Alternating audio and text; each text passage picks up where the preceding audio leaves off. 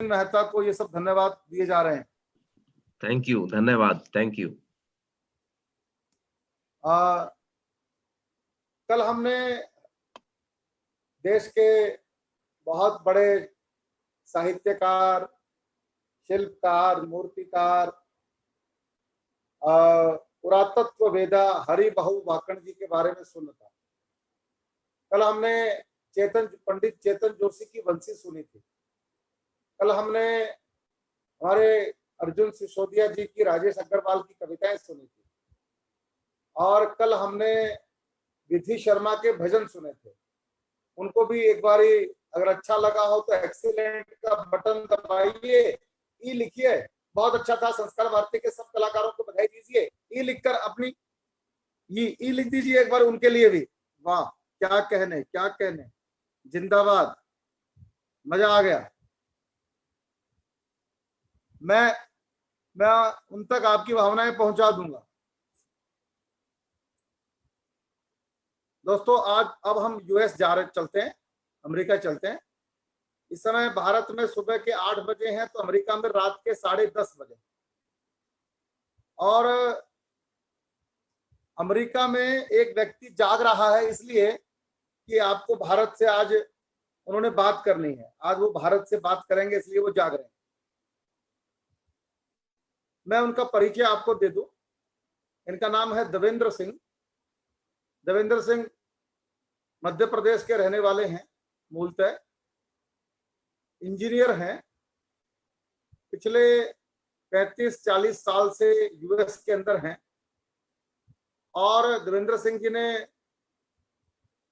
पढ़ाई के बाद, अमेरिका जाने के बाद, वो एक लेखक हैं, वो एक कवि हैं, वो एक सामाजिक कार्यकर्ता हैं, वो हिंदुत्व के समर्थक हैं, वो अनुवादक हैं, और सबसे बड़ी बात, वो हिंदी यूएसए के संस्थापक हैं। मैं उनका चाय चर्चा के 32वें अंक में स्वागत करता हूं, अभिनंदन करता हूं। आज हम उनसे बात करेंगे किस प्रकार से अमेरिका के स्कूल चल रहे हैं, अमेरिका में हिंदी की क्या स्थिति है, अमेरिका में कोरोना की क्या स्थिति है। हम उनसे सब मिलकर बात करेंगे। आप भी कोई सवाल पूछना चाहें तो चैट बॉक्स में हाथ उठा देना, मैं बीच में आपका भी सवाल ले लूंगा। आइए हम सबसे पहले देवेंद्र जी को बुलाते हैं।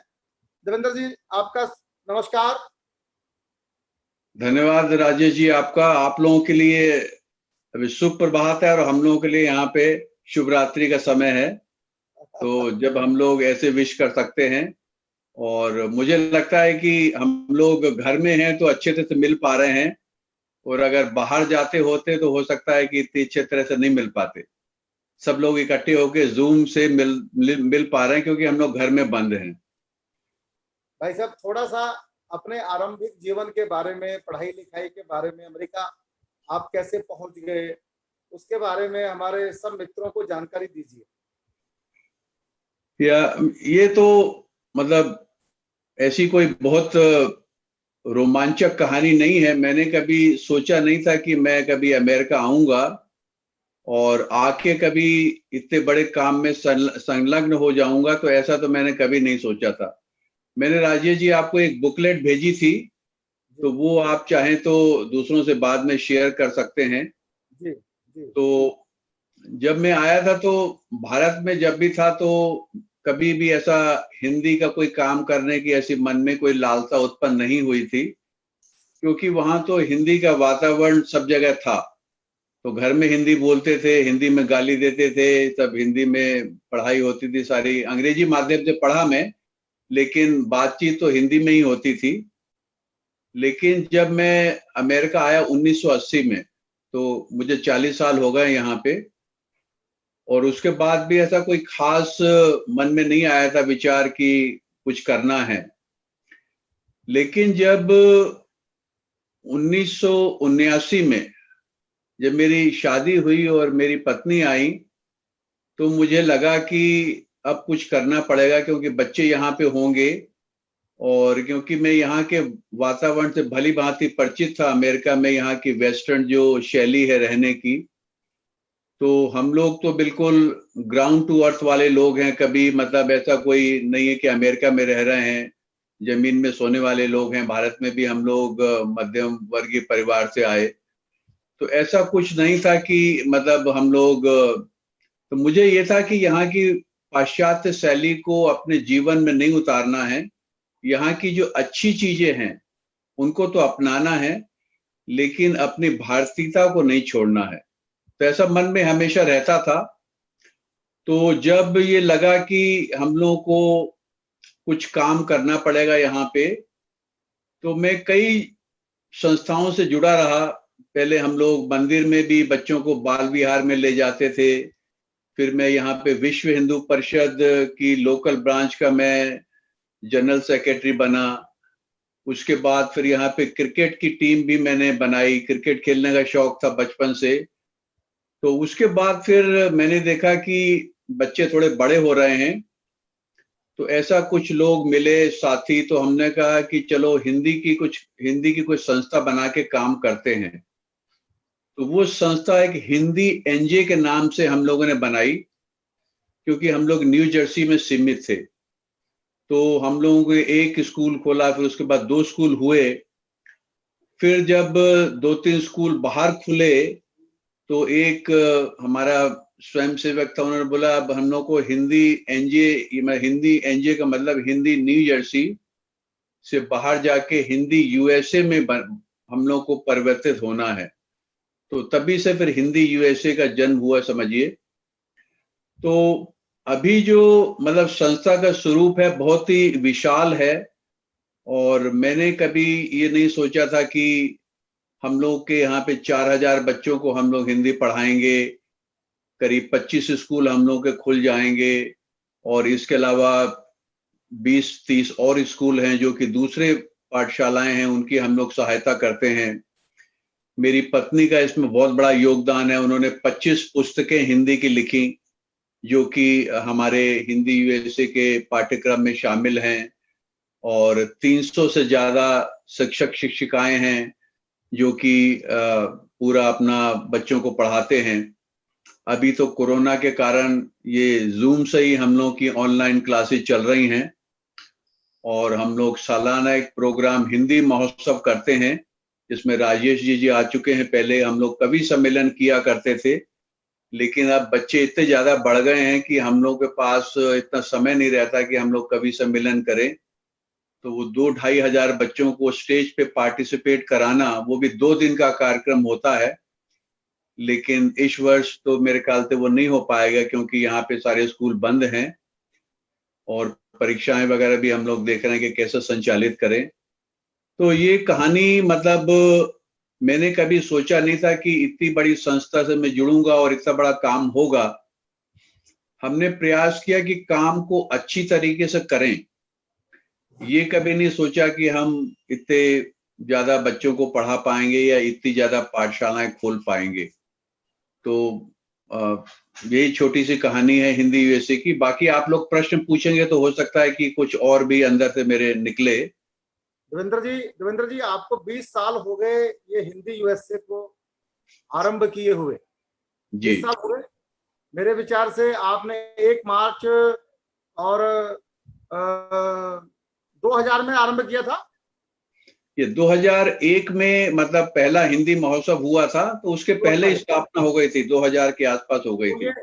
20 वर्ष में अब तक आप कितने बालकों को टोटल कितने बालकों को हिंदी सिखा चुके होंगे अंदाजा? अभी जैसे मैंने बोला कि अभी जो हम लोगों का चल रहा है ये सेशन, उसमें 4000 बच्चे पढ़ रहे हैं, और हम लोग के 9 लेवल में ये होते हैं। स्टार्टर 1 से लेके हमारे का एडवांस 2 है, तो 9 लेवल बनते हैं हमारे। और उसमें जब बच्चा 9 लेवल पास कर लेता है तो हाईएस्ट लेवल जैसे एडवांस 2 है, उच्चतर 2, तो वो जब पास कर लेता है तो आप मतलब हमारे बच्चों को अब भारत के बच्चों से कंपेयर नहीं कर सकते हैं, क्योंकि वहाँ का पाठ्यक्रम और ये तो मतलब इतना, जब एडवांस 2 पास करके बच्चा निकलता है तो इसका मतलब है कि वो हिंदी पढ़ लेता है, बोल लेता है और लिख लेता है। तो आप समझिए कि भारत का बच्चा जो 4वीं 5वीं क्लास का है, उतने तक तो यहाँ पे हो जाती, इससे ज्यादा यहाँ पे करना जो है उसके बाद में अगर बच्चे का इंटरेस्ट होता है तो फिर वो आगे पढ़ता है। लेकिन हम लोग जो है, क्योंकि यहाँ पे हफ्ते में एक दिन क्लासेस होती हैं, ओके ओके, और मतलब हफ्ते में अगर 5 दिन करें तो मतलब बहुत ज्यादा पढ़ा सकते हैं। तो ये मतलब ये है कि इतना बच्चे को सिखा दें ताकि उसको अब कोई हिंदी पिक्चर देखना हो, भारत में जाके अपने रिश्तेदारों से बातचीत करना हो। आपको जैसे मालूम है कि हम लोग अपने चुनिंदा विद्यार्थियों को हर 2 साल में भारत भ्रमण पे भेजते हैं, और राजेश जी आप भी वहां पे उनके इंचार्ज रहते हैं देख रेख करने के लिए, और बच्चे घूमने आते हैं यहाँ के, आपके भारत के विद्यार्थियों से मिलते हैं और दूसरी जगह भी घूमने जाते हैं। तो वो हमने देखा है कि आप लोगों का ही ये कमेंट रहा है कि भारत से बच्चों से भी ज्यादा अच्छी कभी कभी हिंदी बोल लेते हैं, क्योंकि यहाँ पे शुद्ध हिंदी बच्चों को सिखाई जाती है। वो कुछ ऐसे शब्द बच्चे बोलते हैं जो कि शायद भारत में हम लोग नहीं बोलते, जैसे बोलचाल की भाषा हो गई है। लेकिन क्योंकि इन बच्चों ने वो बोलचाल की भाषा भारत में रहकर नहीं सीखी है, उन्होंने शुद्ध हिंदी ही सीखी है, और जितनी भी शुद्ध सिखा पाए हैं तो वो उसी तरह से वो बात करते हैं। देवेंद्र जी एक सवाल लेता हूं, ये कोई संजय डालमिया जी कुछ पूछना चाहते हैं। संजय जी पूछिए। मैं ये पूछना चाहता था देवेंद्र जी, अपना वीडियो ऑन करो संजय भैया, सवाल पूछ रहे हैं, आपका चेहरा दिखाई नहीं पड़ रहा। मैं कोशिश कर रहा हूँ, मैं वीडियो ऑन नहीं हो पा रहा है, एक बार तो हुआ था। अच्छा चलो मैं ये सवाल पूछिए। हाँ, मैं ये पूछ रहा था कि वहाँ एक संस्था है इंटरनेशनल हिंदी एसोसिएशन जी, ओहायो में बेस्ड है वो, और श्री सीकर के श्री रमेश जी जोशी उससे एसोसिएटेड हैं। श्री गुलाब जी खंडेलवाल जो एक काफी अच्छे प्रसिद्ध कवि थे वो एसोसिएटेड थे। तो आप लोगों की संस्था एक ही है या अलग अलग है? नहीं, वो अलग संस्था है। और जैसे आपको उस संस्था की कार्य के बारे में जानकारी है क्या, कैसा काम कर रही है, या आप उससे एसोसिएटेड हैं क्या? नहीं, मैं उसका कभी मेंबर रहा हूँ, अभी भी शायद मैं लाइफ मेंबर हूँ। मैं ये बताना चाहता हूँ थोड़ा सा हिंदी यूएसए के बारे में। हमारा जो है, जो ग्रास रूट लेवल पे जिसको कहते हैं काम करने का, जी, वो हम लोग का प्रयास है। और बाकी साहित्य में और कवि सम्मेलन कराना, ये बहुत ज्यादा हम लोग का उद्देश्य नहीं है, क्योंकि हम लोग सोचते थे कि बच्चों को अगर हम लोग हिंदी नहीं सिखा पाएंगे तो फिर वो हिंदी हमारे साथ ही चली जाएगी। और यदि कभी 50 साल बाद कोई कवि आता है भारत से यहाँ अमेरिका में, तो उसको सुनने वाले कितने लोग बचेंगे? हम लोग तो रहेंगे नहीं। तो मैं किसी संस्था के बारे में कोई कंपेयर करके कोई इवैल्यूएशन नहीं करना चाहता हूं, लेकिन जो ग्रास रूट लेवल का काम है वो मैंने बहुत कम लोगों को करते देखा है, क्योंकि इसमें मुझे लगता है काम ऐसा लगता है कि ज्यादा रहता है, और इसमें सतत काम करने की आवश्यकता होती है। क्योंकि कवि सम्मेलन करना है तो हमने राजेश जी को बुला लिया, 2-3 कवि बुला लिए, तो कवि सम्मेलन हो गया हमारा। लेकिन यदि हम लोग को बच्चों को हिंदी सिखाना है तो वो हर वीक में क्लासेस हो रही हैं, फिर एग्जाम हो रहे हैं, फिर कार्यक्रम हो रहे हैं, और तो ये मतलब पूरे साल भर का कार्यक्रम होता है। तो इसके लिए मुझे लगता है कि जो कुछ युवा लोगों की आवश्यकता होती है, तो वो युवा लोग जो हैं वो हम लोगों ने जोड़े शुरू में। क्योंकि जो मैंने देखा है कि जो मतलब बुजुर्ग हो जाते हैं, फिर उनको ये काम करने में बहुत ज्यादा इंटरेस्ट नहीं आता। वो साहित्य में या फिर कवि सम्मेलन करवाने में या करने में, कविताओं में, उसमें ज्यादा उनको आनंद आता है। उसमें कोई बुराई नहीं है, वो काम भी अच्छा है। लेकिन जो ग्रास रूट लेवल का काम है उसमें मैंने बहुत लोगों को संलग्न होते हुए नहीं देखा। देवेंद्र जी, मैंने देखा आपके विद्यालय में लोग पेरेंट्स 50-100 माइल गाड़ी चला के बच्चों को हिंदी विद्यालय में लेकर आते हैं, मैंने अपनी आंखों से देखा। भारत में क्या हो रहा है कि अंग्रेजी स्कूलों में बच्चों को पढ़ाने में ये होड़ लगी हुई है। आप जब ये देख रहे हैं कि अमेरिका में हिंदी का रुझान इस प्रकार से बढ़ रहा है, तो हिंदी का भविष्य आप कैसे देख रहे हैं? देखिए, हिंदी तो जो भाषा है उसमें कोई मतलब खोट नहीं है, बुराई नहीं है, तो वो खत्म तो कभी नहीं होगी। और ये हमारे ऊपर है कि हम उसको कितना ज्यादा प्रमोट करते हैं, क्योंकि मतलब हिंदी जो है यहाँ पे अमेरिका में कुछ हाई स्कूल में हमने शुरू की, लेकिन मेरा व्यक्तिगत मैंने देखा है भारतीयों में, एक तो हम लोग बटे हुए हैं, हम लोग गुजराती, मराठी, बंगाली, हम लोग की तरह तरह की हम लोगों की भाषाएं हैं। तो हम लोगों ने अपने हिंदी यूएसए में तो सभी लोगों को जोड़ा है, सभी जो उनकी मातृभाषा कोई भी हो घर में बोलते हो, लेकिन वो हिंदी यूएसए से जुड़ के उन्होंने बच्चों को हिंदी सिखाने की कोशिश की। उसके कुछ कारण हैं। कुछ तो है कि यहाँ पे बहुत से लोग जो हैं टेम्पररी रह रहे हैं, जैसे कि आईटी इंडस्ट्री में हैं, कोई 2-4 साल के लिए आए हैं तो उनको H1 वीसा पे हैं।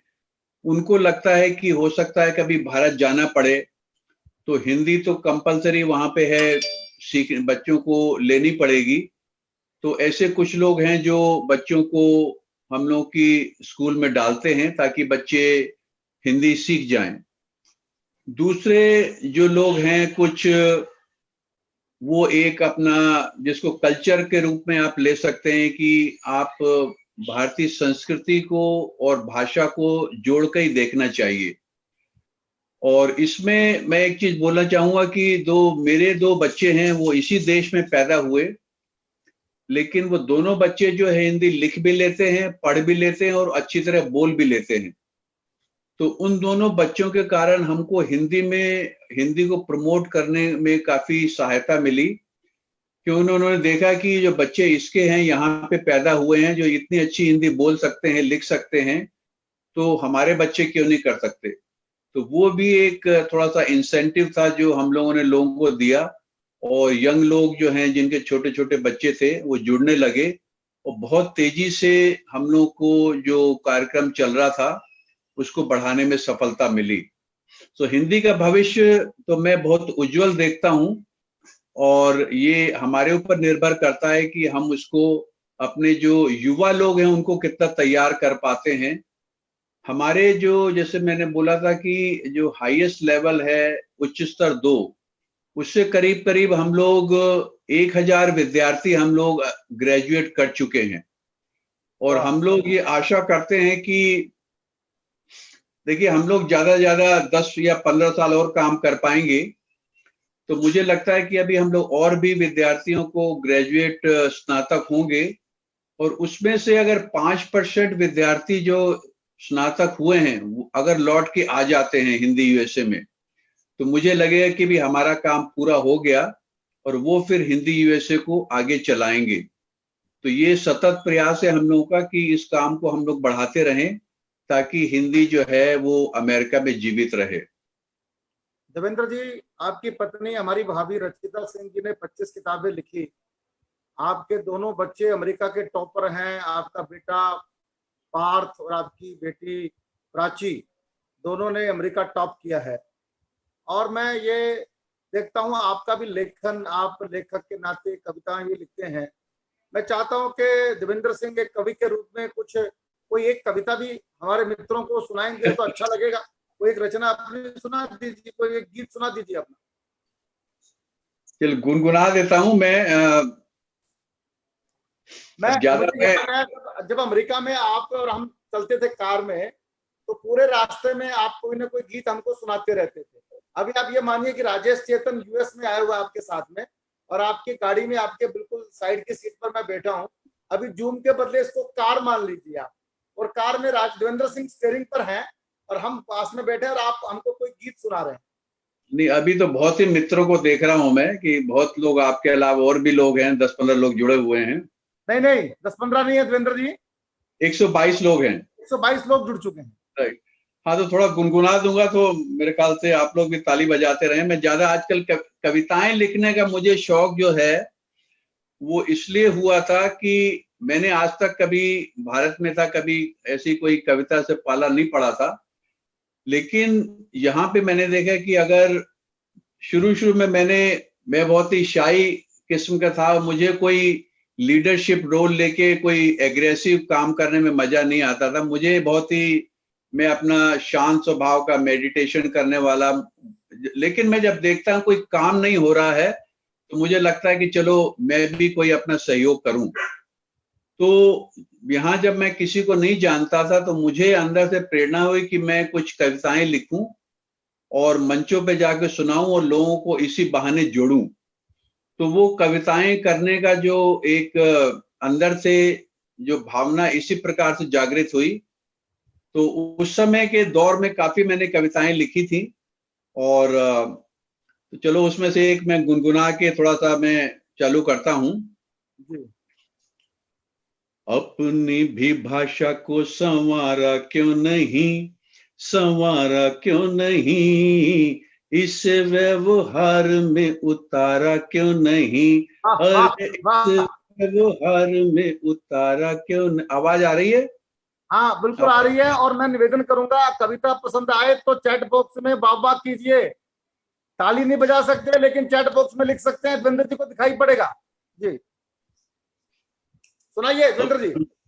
अपनी भी भाषा को संवारा क्यों नहीं, संवारा क्यों नहीं, इस व्यवहार में उतारा क्यों नहीं, दिनों दिन इसे हम भूलते गए, दिल ने हमें है धिक्कारा क्यों नहीं, दिनों दिन इसे हम भूलते गए, दिल ने हमें है धिक्कारा क्यों नहीं, राष्ट्र की जो भाषा इसे मानते हैं आप, हिंदी का हर काम है तुम्हारा क्यों नहीं, राय देते फिरते हम यहाँ और वहां, बीड़ा काम करने का हमारा क्यों नहीं। क्योंकि राय बहादुर और राय सिंह हमारे समाज में बहुत हैं, तो वो थोड़ी सी भावना से कि हम लोग को कर्म बहादुर बनना है। राष्ट्र की जो भाषा इसे मानते हैं आप, हिंदी का हर काम है तुम्हारा क्यों नहीं, राय देते फिरते हम यहाँ और वहां, बीड़ा काम करने का हमारा क्यों नहीं, हिंदी सबसे बड़ी सारे जहान में, हिंदी सबसे बड़ी सारे जहान में, ये सच हमने स्वीकारा क्यों नहीं, खाते हम सब लोग पिज्जा तो हमेशा, खाते हम सब लोग पिज्जा तो हमेशा, पर लड्डू के बिना तो गुजारा ही नहीं, अपनी भी भाषा को संवारा क्यों नहीं, संवारा क्यों नहीं, इसे व्यवहार में उतारा क्यों नहीं, शिकवा नहीं है हमें हाय हेलो से, शिकवा नहीं है हमें हाय हेलो से, पर नमस्ते कह के पुकारा क्यों नहीं,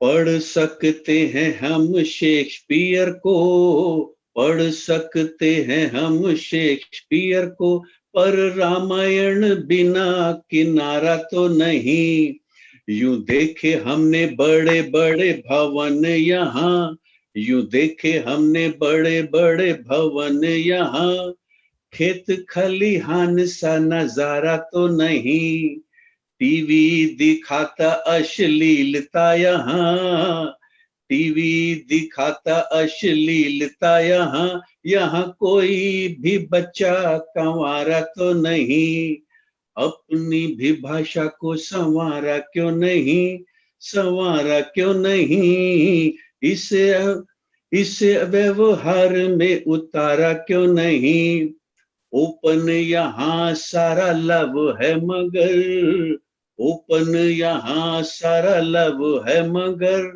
घूंघट सी ओटना नजारा तो नहीं, ओपन यहाँ सारा लव है मगर, घूंघट की ओट सा नजारा तो नहीं, अपनी भी भाषा को संवारा क्यों नहीं, संवारा क्यों नहीं, इस व्यवहार में उतारा तो नहीं।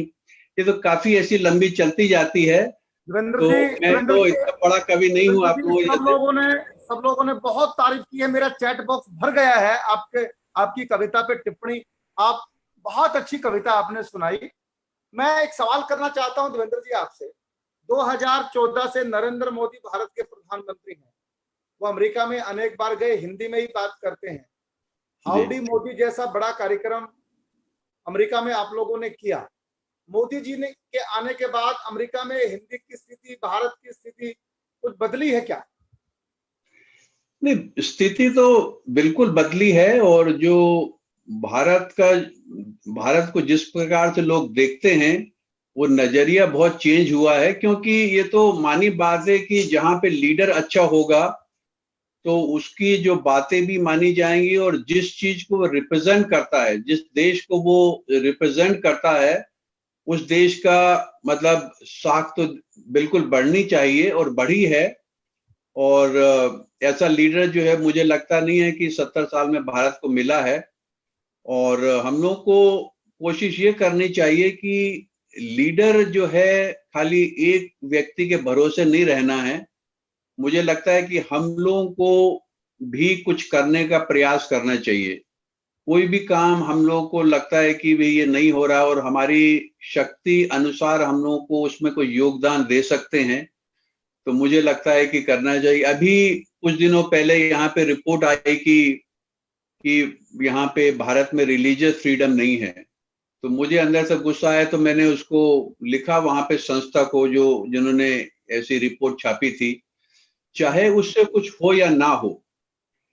मैंने एक ओम व्यास जी जो थे, उन्होंने एक बहुत अच्छी बात की थी कि अगर जंगल में आग लगी है और एक चिड़िया है तो वो क्या कर सकती है। तो चिड़िया जो अपनी चोंच में पानी लेके उसको जंगल में आग में छिड़क रही थी, तो किसी ने पूछा, ये ओम व्यास जी ने सुनाई थी मुझे, तो बोले भी तुम्हारे ये चोंच में पानी भर से फेंकने में इतनी बड़ा जंगल है, आग लगी हुई है, क्या हो जाएगा। तो चिड़िया कहती है कि आग बुझे या ना बुझे ये तो मुझे मालूम नहीं है, लेकिन जब इतिहास लिखा जाएगा तो मेरी गणना उन लोगों में होगी जिन्होंने कुछ करने का प्रयास किया, ना कि वो साइड लाइन में खड़े रहे और क्रिटिसाइज करते रहे। जैसे आजकल के भारतीय पॉलिटिशियन हैं जिनको कुछ करना नहीं है, लेकिन वो सिर्फ क्रिटिसाइज करते रहते हैं दूसरे को। तो मतलब ये तो सोचने समझने वाली बात है कि हम जो है जिस स्थिति में जो भी कर सकते हैं वो करने का प्रयास करना चाहिए। मेरा छोटी से जो भी मेरी सोच है, तो मुझे लगता है जहां भी मैं अपना कुछ योगदान दे सकता हूं तो मैं वहां पे अपना योगदान दूं, और जिससे कुछ हो। और नहीं भी होगा तो कम से कम हमने पहल तो की। एक सवाल लेता हूं चंडीगढ़ से। राजकुमार मक्कड़ जी कोई सवाल पूछना चाहते हैं। चंडीगढ़ से लीडिंग एडवोकेट हैं राजकुमार मक्कड़ जी। राजकुमार जी पूछिए। हाँ देवेंद्र जी, भाई साहब नमस्कार। नमस्ते।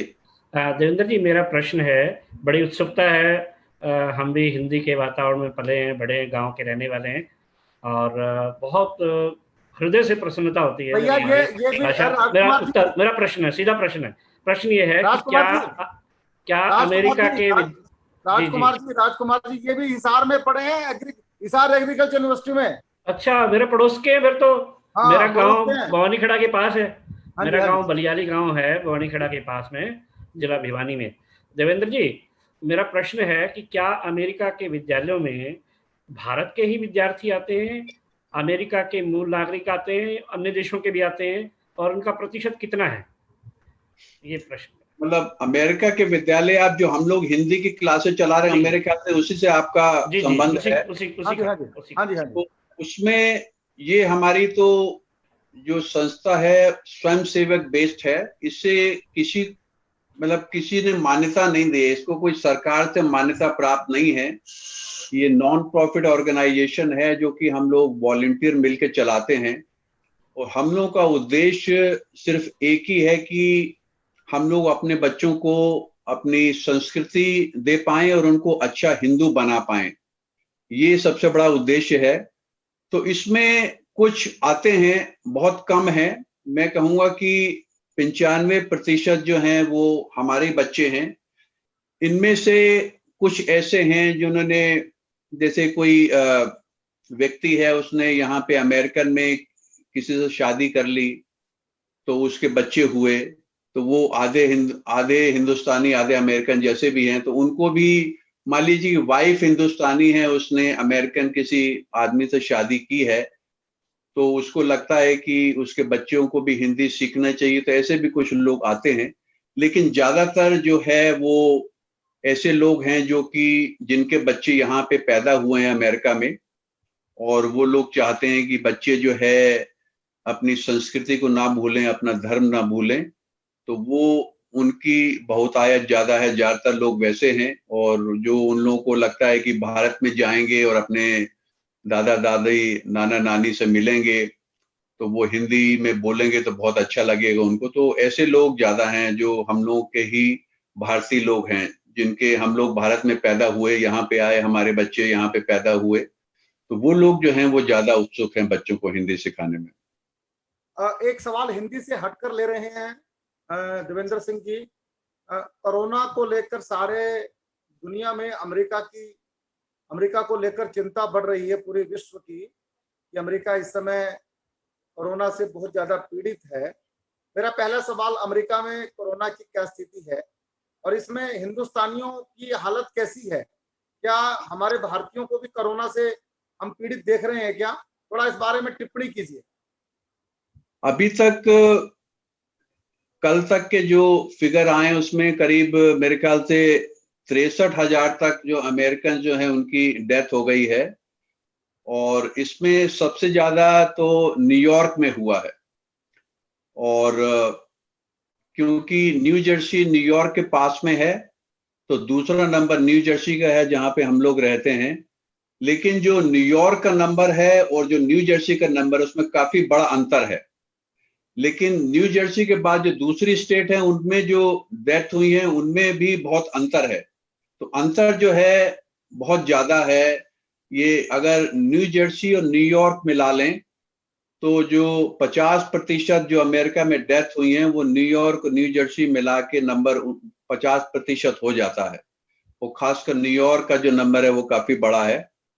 और भारतीय लोग जो हैं, बहुत कम लोग हैं जिनके बारे में है, वैसे ऐसा नहीं है, मैंने भी सुना है, और 2-3 लोग हैं जिनको मैं जानता हूं और उन्होंने ठीक भी हो गए हैं। वो मुझे लगता है कई कारण हो सकते हैं। एक तो हम लोगों को भारत में जब हम लोग छोटे थे तो BCG का इंजेक्शन जो चेचक का होता है टीका वो लगा हुआ है, तो वो भी हो सकता है कि प्रोटेक्ट करता हो। इसके अलावा हम लोग हो सकता है कि मलेरिया के वहां पे काफी फैलता है भारत में, बचपन में हम लोग एक्सपोज हुए हों, और वो भी हो सकता है कि एक हेल्प कर रहा हो।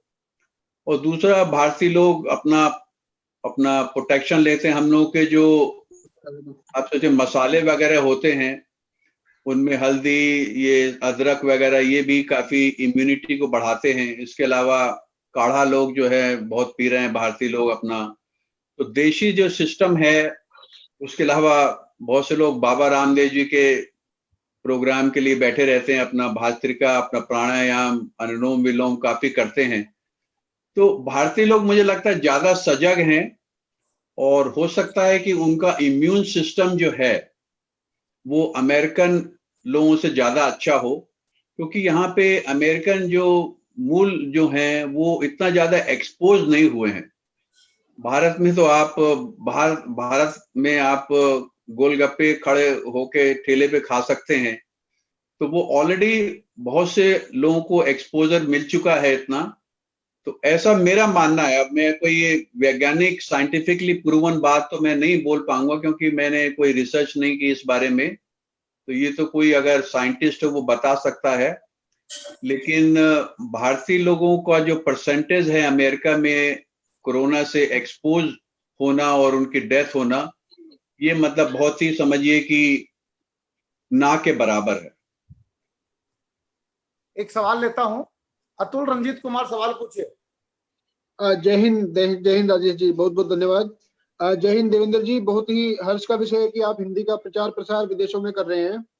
एक प्रश्न का जवाब तो आपने पहले ही दे दिया कि इसकी मान्यता मतलब अमेरिका में किसी संस्थान से नहीं है।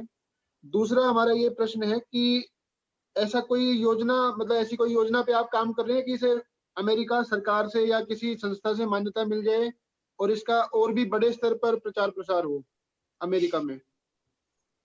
जी, हम लोगों का जो स्वयंसेवक का जो हम लोग का मानना है, जो हमारे 300 टीचर हैं और 70-80 स्वयंसेवक हैं, कि हम लोगों को जो काम लिया है अपना ग्रास रूट लेवल में बढ़ाने का, उसको जारी रखना है।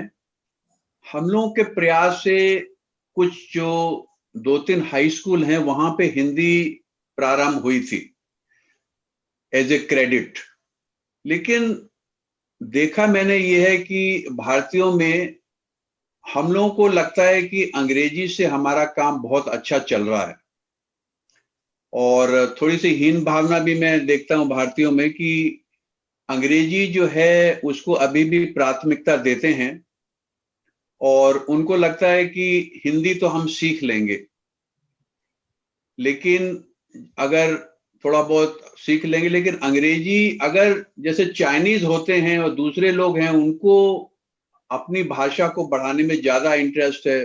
पहली चीज तो ये है कि वहां की सरकार इसमें बहुत सहायता करती है। हमारी सरकार जो है उसको बहुत ज्यादा इंटरेस्ट नहीं है कि यहाँ पे, क्योंकि यहाँ पे अगर चाइनीज स्कूल जो हैं, मान लीजिए, मैं नंबर अभी नहीं मुझे मालूम है, अभी मैं ऐसे सोच रहा हूं, अगर मान लीजिए 1000 स्कूल यहाँ चाइनीज चलते हैं तो हो सकता है सिर्फ 10 हिंदी स्कूल चल रहे हैं। तो आप सोचिए कितना बड़ा गैप है, क्योंकि वहां पे सरकार पूरी सहायता करती है, वहां से पुस्तकें पूरी देती है और काफी पुश है। मतलब चाइनीज लोग जो हैं अपना जो कल्चर, अपनी सिविलाइजेशन बढ़ाने के लिए काफी जोर लगाते हैं। लेकिन मैंने देखा है कि भारत में ना तो पॉलिटिशियन को चिंता है, वो अपना अगला इलेक्शन में कैसे जीतेंगे, किसको गिराना किसको उठाना, ये सारी चीजें भारत में ज्यादा चलती हैं, जैसे हम लोग यहाँ बैठ के देख पाते हैं। तो जो रियल काम करना है उसमें बहुत ज्यादा सरकार का मुझे लगता नहीं है कि इंटरेस्ट है। अभी तो भारत में ही आप लोग जो नेहरूवियन जो आप लोगों को मॉडल है शिक्षा पद्धति, और शुरू से मैकॉले शिक्षा का पद्धति तो चली आई है, उसको भी नहीं चेंज कर पाए, जबकि सरकार में आश्चर्य मुझे होता है कि 6 साल हो गए अपनी सरकार को और अभी भी वही शिक्षा पद्धति चल रही है। तो मुझे मालूम नहीं है कि वहां पे कितना ज्यादा रेजिस्टेंस है, कितना ज्यादा विरोध है। विरोध तो रहेगा, विरोध तो मुझे लगता है कि वहां पे ऐसे लोग घुसे हुए हैं और हमारा जो शिक्षा पद्धति जो है लेफ्टिस्ट वामपंथी वालों ने कंट्रोल करके रखी है, और जब तक हम अपनी शिक्षा पद्धति उनसे वापस नहीं लेंगे तो थोड़ा मुश्किल काम है। अमेरिका में भी भारतीय आ जरूर गए हैं, लेकिन भारतीय तो भारतीय रहेंगे कहीं भी चले जाएं वो। और अपने ग्रुप की मैं जहां तक बात करता हूं हिंदी यूएसए की, तो बहुत जोश है और हमारे कार्यकर्ता बहुत मतलब ताकत से इसको बढ़ा रहे हैं। लेकिन और इसके अलावा अमेरिका में लोग जो भारतीय हैं उनकी क्या स्थिति है, बहुत ज्यादा अच्छी तो स्थिति नहीं है, लेकिन हिंदी को लाना कॉलेज में और हाई स्कूल में एज ए क्रेडिट के रूप में ये बहुत बड़ा काम है और इसके लिए बहुत लोगों को मिलके काम करना पड़ेगा। आपने अभी किसी ने आपने उल्लेख किया था अंतर्राष्ट्रीय हिंदी समिति और दूसरे लोग संस्थाएं भी हैं, तो मैंने एक बार उनसे कहा था चलो सब मिलके ये प्रयास करते हैं, और इसमें ना तो कोई हमारी पुस्तकें यूज होंगी ना आपकी यूज होगी, वो तो खैर मेरे ख्याल से करते नहीं, उनकी पुस्तकें हैं नहीं। मैंने कहा सब लोग मिलके एकजुट प्रयास करते हैं, इसमें कोई भी प्रेसिडेंट नहीं है, कोई, सभी लोग मिलके यहाँ पे दबाव डालते हैं यहाँ पे सरकारी रूप से कि हमारी हिंदी को आगे बढ़ाया जाए। लेकिन बहुत ज्यादा मुझे उसमें सफलता नहीं मिली। लोगों को लगता है कि नहीं तो हम तो अपनी संस्था चला रहे हैं, और काम करना जो है वो लोगों को यहाँ मतलब जहाँ पे मेहनत लगती है बहुत ज्यादा पसंद नहीं आता है। अपनी अपनी छोटी छोटी गोष्ठियां करके और एक दूसरे की वाहवाही करके ताली बजा के, और यही बड़ा कारण है कि मुझे फिर कवि सम्मेलनों में पहले मैं जाता था तो मेरा इंटरेस्ट कम हो गया, क्योंकि मैंने पाया कि भाई एक दूसरे की वाहवाही करके कविताएं एक दूसरे को सुना के तो हिंदी नहीं बचेगी अमेरिका में। हम लोगों को यहाँ पे ग्रास रूट लेवल में बच्चों को सिखाना पड़ेगा, और वो हमने लोगों में नहीं देखा। और मेरी कोई हिंदी में ट्रेनिंग नहीं है और मेरी पत्नी के भी कोई ट्रेनिंग नहीं है, लेकिन हम लोगों ने कोशिश की कि हम लोगों को इस काम में लगता है कि हमारा ज्यादा मन है कि भी हमको ये काम करना चाहिए, तो हमारी ट्रेनिंग नहीं होते हुए भी हम लोगों ने काम करने में सफलता मिली हम लोगों को। एक सुझाव है देवेंद्र जी। एक मिनट राजेश जी एक सुझाव ले लीजिए प्लीज। जैसे देवेंद्र जी अपने संस्था के मतलब लेटर हेड पर भारत सरकार से पत्राचार करें और भारत में राजेश जी उसको परसू करें तो आई थिंक कुछ सफलता मिल सकती है।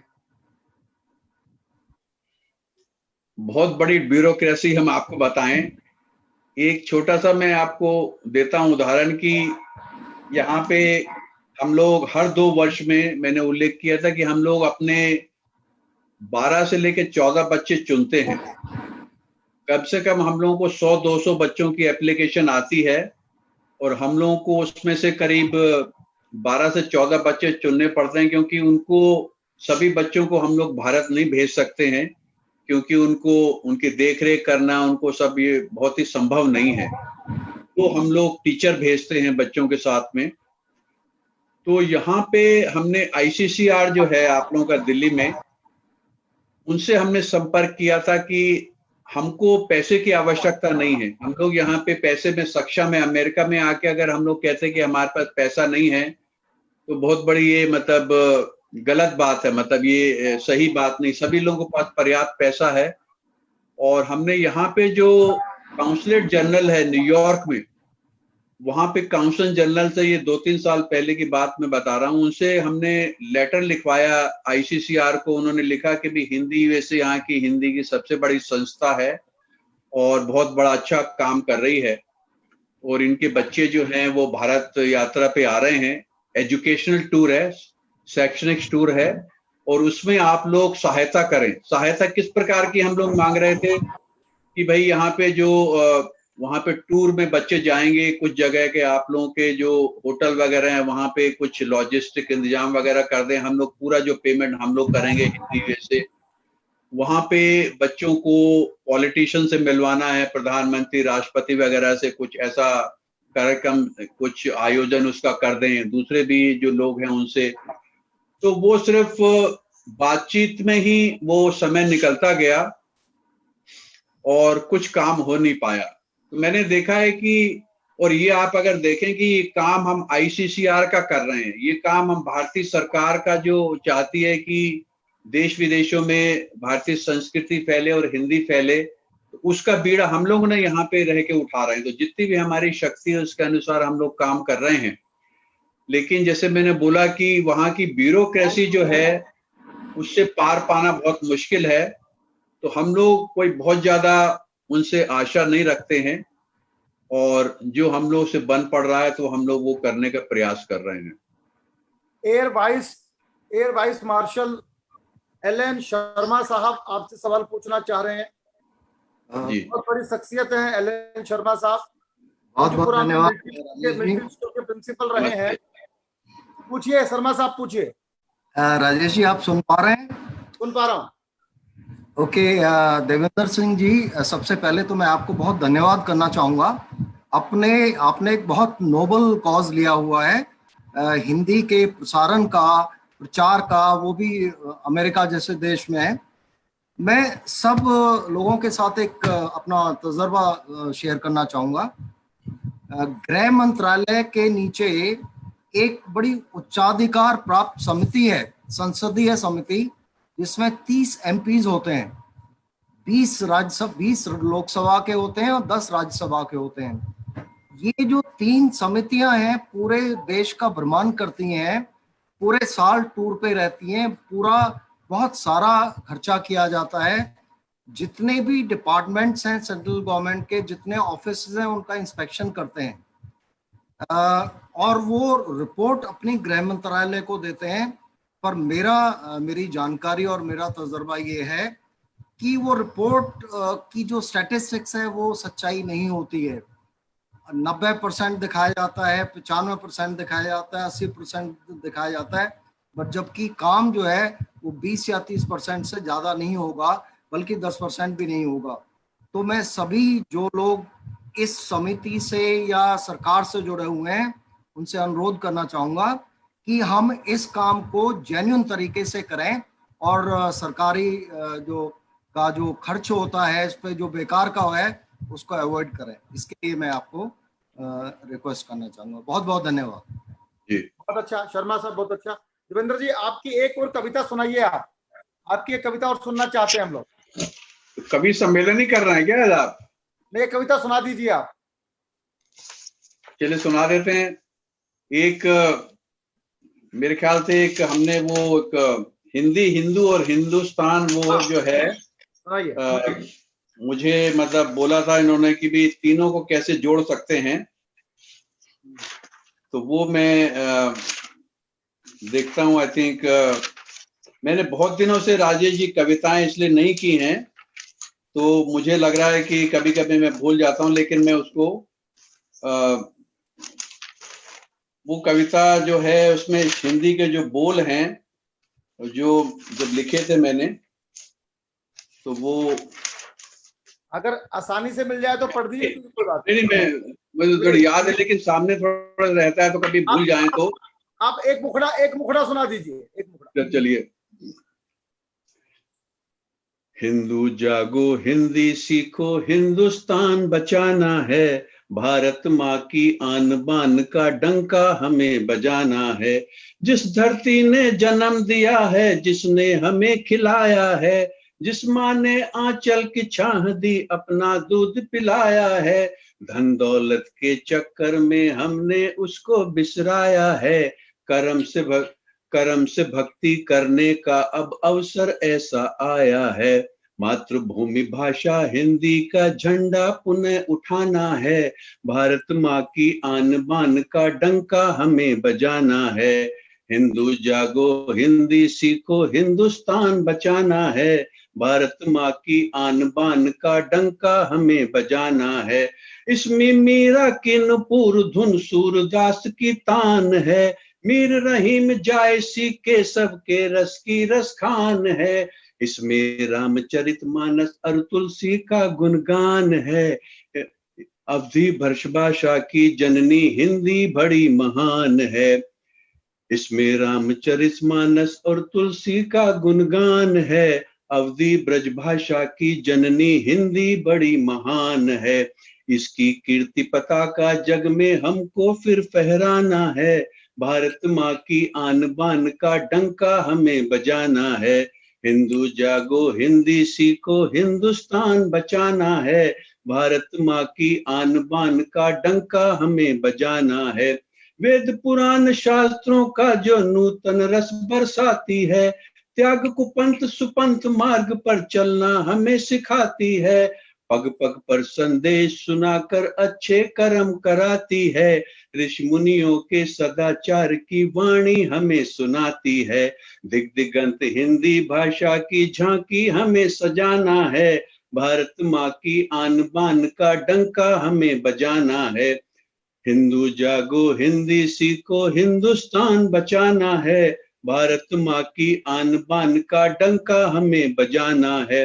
केवल अर्थोपार्जन करना जीवन का है लक्ष्य नहीं, कष्ट साध्य धन धान्य तुम्हारा रह जाएगा अंत यहीं। हिंदी जैसी भाषा दुनिया में है बोलो और कहीं, तन मन धन से कर लो सेवा पछताना ना पड़े कहीं। स्वाभिमान हिंदी भाषा का हमको सदा बढ़ाना है, भारत माँ की आन बान का डंका हमें बजाना है। अब जो मैंने लाइनें लिखी हैं, जो अमेरिका पे ज्यादा लोगों के ज्यादा चरितार्थ करती हैं, तो वो कुछ मैं सुनाता हूं आपको। सुनाइए। आकर पश्चिम में पूरब की हमने झलक दिखाई है, आईटी और मेडिकल में अपनी धाक जमाई है, बहा बहा कर खून पसीना कर ली खूब कमाई है, लेकिन मन का खालीपन ये पूंजी ना भर पाई है। भाषा द्वारा मन के सूनेपन को हमें मिटाना है, भारत माँ की आन बान का डंका हमें बजाना है। हिंदू जागो हिंदी सीखो हिंदुस्तान बचाना है, भारत माँ की आन बान का डंका हमें बजाना है। तमिल मराठी गुजराती सारी भाषाएं प्यारी हैं, हर भाषा में सुंदरता है, शोभा सबकी न्यारी है। सबकी सब अपनी है भाई, हम सब पर बलिहारी हैं, लेकिन हिंदुस्तानी हम हिंदी पहचान हमारी है। सिर्फ नहीं भाषा हमको अपनी पहचान बचाना है, भारत माँ की आन बान का हिंद डंका हमें बजाना है। अंत में चीनी आए साथ में अपनी भाषा लेकर आए हैं, बोर्ड दुकानों पर अपनी भाषा में ही लगवाए हैं, लेकिन हम अब तक हिंदी को मान नहीं दे पाए हैं। सच पूछो तो घर में भी भाषा को बचा न पाए हैं। मन के आंगन में हिंदी की तुलसी को महकाना है, भारत माँ की आन बान का डंका हमें बजाना है। हिंदू जागो हिंदी सीखो हिंदुस्तान बचाना है, भारत माँ की आन बान का डंका हमें बजाना है।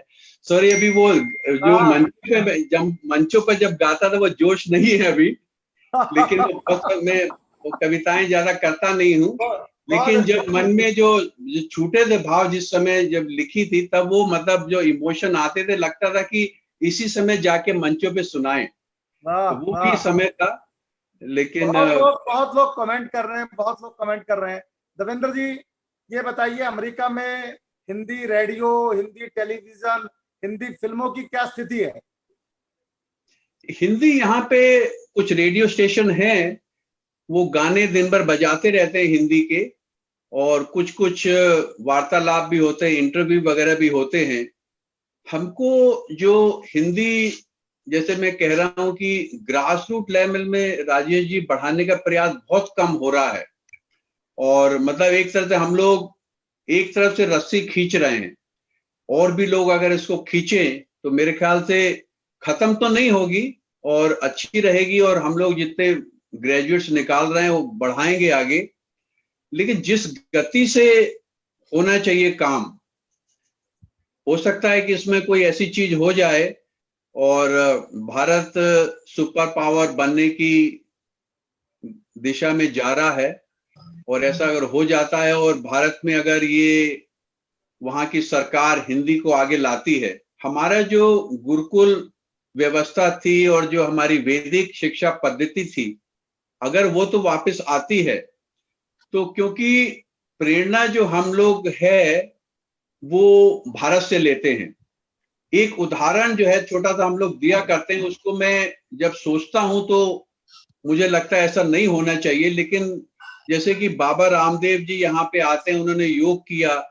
अब योग जब यहाँ से अमेरिकन लोग जो है योग ज्यादा करते हैं, और तो वो जब भारत में देखते हैं कि अमेरिका से लोग योग कर रहे हैं, तो उनको लगता है कि हमको भी करना चाहिए। योग की बहुत मतलब एक गलत चीज है। जैसे एक उदाहरण है कि भी हम लोग के भारत का जो छोटा सा गांव है वो बड़े शहर को देखता है, वो बड़ा शहर जो दिल्ली को देखता है, वो दिल्ली जो है न्यूयॉर्क की तरफ देखता है। तो यदि तो हम लोग न्यूयॉर्क में बदलाव ला दें तो हो सकता है कि हमारे गांव में भी फर्क पड़े। मतलब ऐसा हो भी सकता है, लेकिन मुझे लगता है एक अच्छे हिंदू की तरह सोचने के लिए कि ऐसा नहीं होना चाहिए। हम लोगों को दूसरों पे डिपेंड नहीं होना चाहिए। हमारी जो स्व की संस्कृति है, स्व भाषा है, वो अंदर से अपने आप उत्पन्न होनी चाहिए। हम लोग अगर दूसरों पे ये आगे देखते रहेंगे कि दूसरा आदमी हमको कहे तब तो हम अपनी चीज करें, तो हम लोग की चीजें लोग लेते जाएंगे, और ऐसा एक समय आएगा कि वो लोग योग लेके यहाँ पे क्रिश्चियन योग बना देंगे, दूसरी चीजें लेके। अभी आपने देखा हल्दी पे पेटेंट लोग करने के तैयार हो जाते हैं, नीम पे पेटेंट करने को तैयार हो जाते हैं, जबकि यहाँ पे नीम का वृक्ष होता ही नहीं अमेरिका में। तो जहां तक कमर्शलाइजेशन का विषय है, अमेरिका जो है कमर्शलाइज करने में तो बहुत अच्छा देश है। वो देखता है कि जिसका उसका फायदा है उसको लेके वो कमर्शलाइज कर लेगा और बाकी चीजें जो हैं उसको छोड़ देगा, अच्छी पैकिंग कर देगा। लेकिन हमारी रूट्स जो हैं, जो हमारी जड़ें हैं, उनको अगर मजबूत रहना है तो हमको दूसरे पे निर्भर नहीं रहना पड़ेगा। वो रूट्स जो हैं वो हम लोग उन्हें अपने आप ही संचित करेंगे तो अच्छी तरह से हम लोग, क्योंकि दूसरा आदमी जो है वो कभी भी हमारी संस्कृति को बढ़ाने का काम नहीं करेगा। वो तो ये देखेगा कि हमारा क्या फायदा हो सकता है इसकी संस्कृति में से, क्या चीजें लेने में, तो उसको हम ले लें और बाकी चीजें फेंक दें।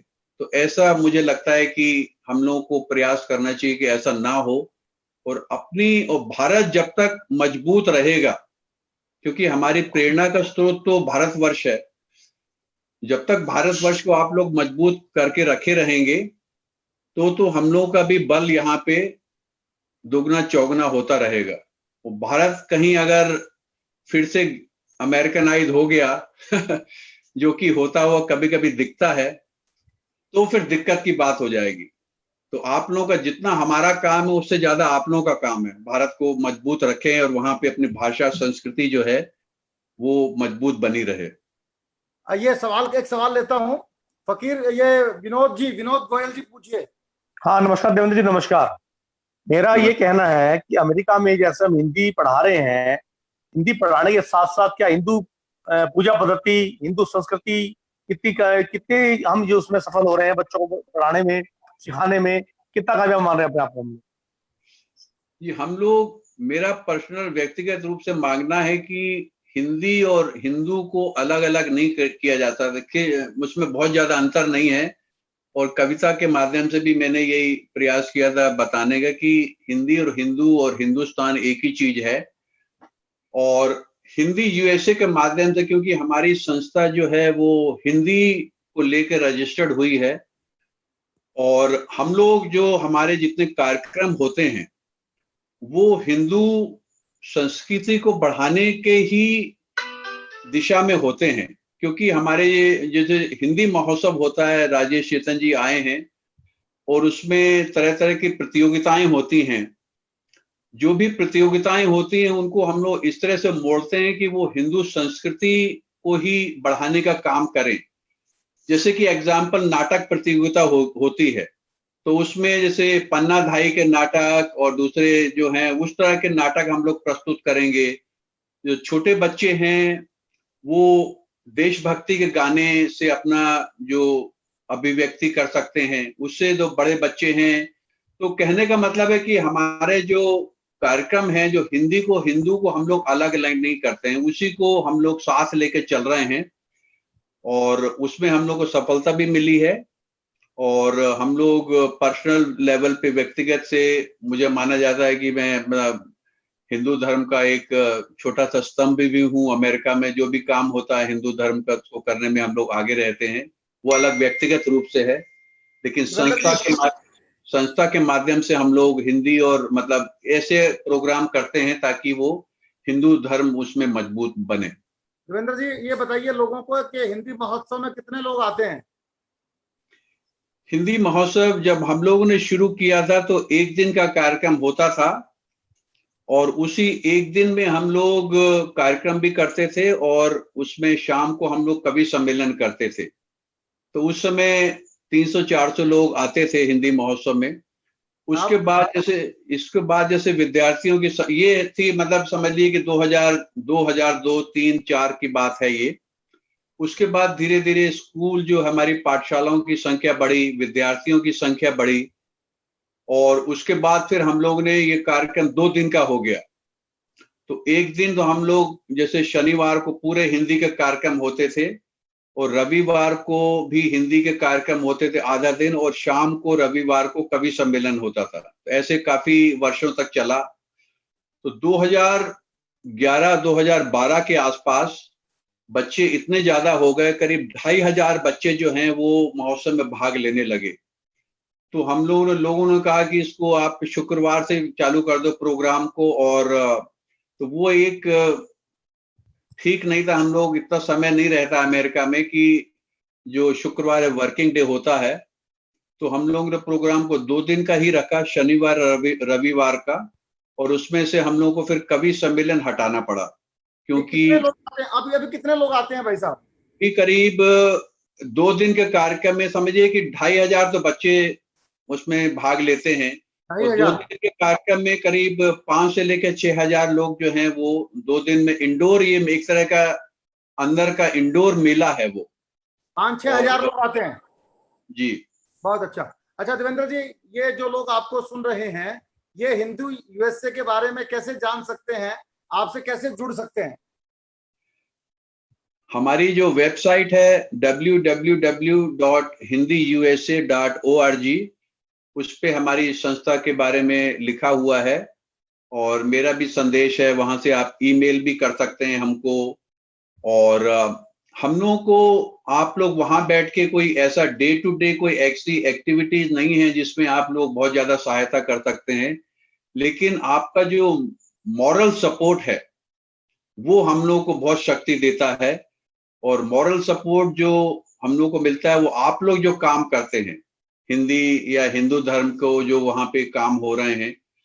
और कभी हम लोगों को अगर बच्चों की यात्रा आती है, राजेश जी से जुड़े हुए हैं हम लोग का हिंदी यूएसए के, और आप लोग भी जुड़ गए आज से जितने लोग हैं, तो आप लोग हम लोग को बता सकते हैं कि आप लोग, हम लोग का कोई साहित्यिक काम नहीं है कि हम लोग कोई वो साहित्य में वो कर रहे हैं या इस टाइप का।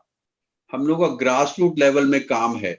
हम लोग का जो पब्लिशिंग हाउस है भारत में, हम लोगों की खाली पुस्तकें छापता है वो, यहीं से हम लोग लिखते हैं। मेरी पत्नी है जो वो उसमें ज्यादा इन्वॉल्व है पुस्तकें लिखने छपवाने में। तो आप लोग किस तरह से सहयोग कर सकते हैं वो आप लोग मुझे बताएं, लेकिन मुझे लगता है कि आप लोगों का जो मॉरल सपोर्ट है वो हमारे लिए बहुत मतलब हम लोगों को सक्षम बनाएगा और मजबूती देगा।